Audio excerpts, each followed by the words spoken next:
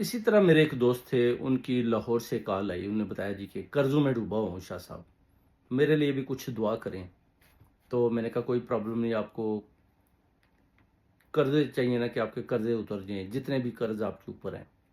وہ اتر جائیں، تو کوئی پرابلم نہیں۔ میں نے ان کو ایک وظیفہ بتایا کہ یا مصدق علی الاسباب صدیق علی خیر، میں نے کہا یہ آپ نے پڑھنا ہے، اس کے بعد آپ دیکھیں کہ کیسے آپ کی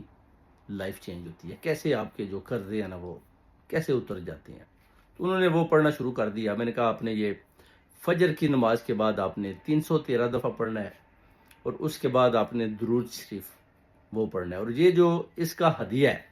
یہ میں نے کہا آپ نے 11 دن عمل کرنا ہے، اور اس کا جو ہدیہ ہے نا وہ آپ نے فرشتوں کے ان کو ہدیہ کر دینا ہے کہ جناب جو اچھے فرشتے ہیں، فرشتہ تو اچھا ہی ہوتا ہے، ان کو ان کی نظر کر دینا کہ یہ آپ قبول فرمائیں۔ اس کے بعد آپ دیکھیں گے فرشتے وہ ہدیہ لے کر کیسے پھر جو ہے نا